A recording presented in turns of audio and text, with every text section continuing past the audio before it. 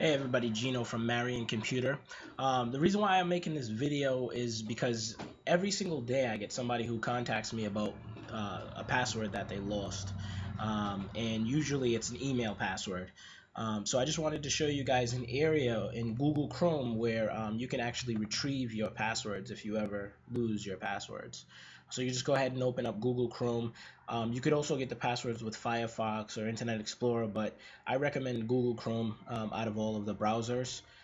So if you wanted to install Google Chrome and use it from here on out, then you could use that as a means of storing your passwords. So if you just open up Google Chrome and you hit the they call that the hamburger, go ahead and hit the settings, and then it'll open up. Then you want to scroll down all the way down to the end, go to show advanced settings, scroll down a little bit further, and then you'll see manage passwords. So go ahead and click on that. Now I don't save my passwords personally, but if you know if the browser asks you to save the passwords and you say yes, then they'll be stored here. And at that point, you could just come here. It will tell you the web address and it will tell you about the password. You can go ahead and just click on that and view the password, and that way you'll be able to get back into, or at least know what that password is. Like I said, I don't recommend that, and the reason why I don't is because if you get hacked, if there's a hacker puts malware in your machine, then they'll be able to see those passwords whenever they need to. And your email is something that you're going to want to protect. Your email password should be the most important one for you. And the reason why I say that is because any of these, say, dozens of websites that you use that you have passwords for, if a person has access to your email, they can request a password reset on any of those websites, and then be able to gain access to those too. So it's kind of like the mother of all passwords. I recommend that you don't have the same exact password for each and every one of your accounts. And I know that might seem difficult because if you have a dozen or 2 dozen accounts, then obviously you can't remember every single password, especially if they're all different. And a lot of these passwords have to be very strong, complex, maybe 12 characters and, symbols and uppercase and letters and so on and so forth. So it's almost impossible to remember all of them. And what people end up doing is they end up having like a notepad, and they write down all their passwords, and then they have to change the passwords, and then they have to erase the password on there or cross it out, put a new, and it just becomes a big mess. So what I use personally is a program called 1Password. Right now, 1Password, what it does is it keeps this one right here. I just installed a new copy, so that way all of my accounts aren't in here.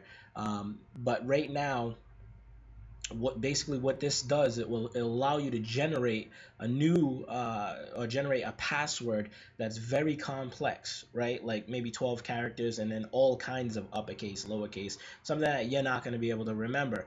But 1Password stores those passwords in here.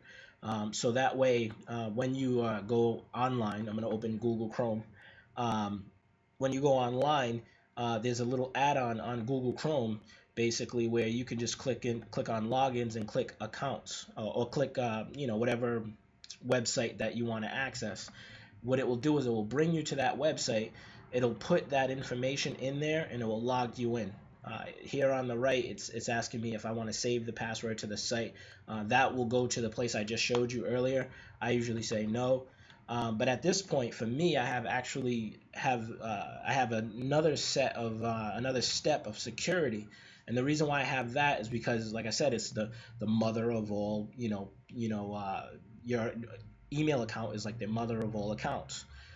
So the two-step verification allows me to have Google send me a text message to my phone, right? So in that text message is basically a 6-character number, and I go ahead and enter that in,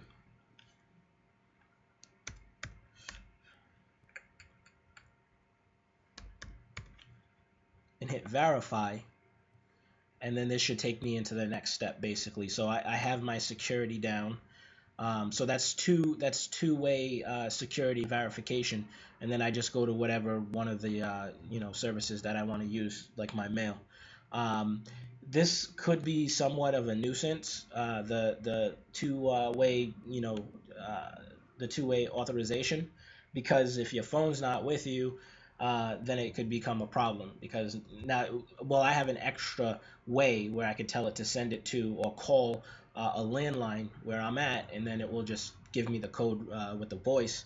But I think it's important because now if somebody tries to hack into my Gmail account somewhere in like India or anywhere else, Russia, they can't gain access to that account unless they have, my phone, or unless, they could be at my landline. So that's just a few things to keep in mind.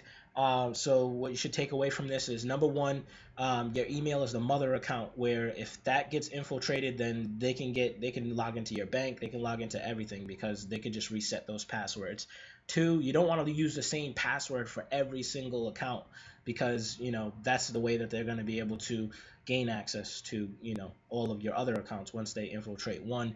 And three, you got to have very strong passwords which include characters, numbers, uppercase, lowercase, and like 12 characters, and that's going to become very tedious to keep track of all this stuff. So use a password tool like 1Pass to help you with that. Then again, my name is Gino from Marion Computer, where we're leveraging technology.